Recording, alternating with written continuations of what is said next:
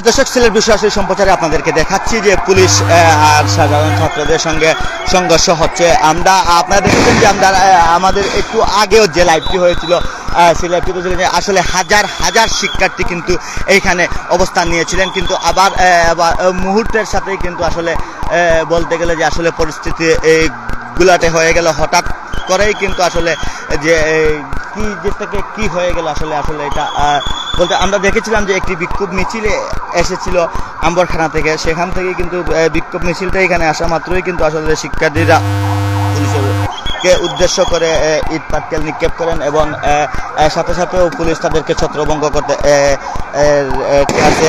Rubber bullet মারেন। আমরা আপনাদেরকে তা সরাসরি দেখানোর চেষ্টা করছি।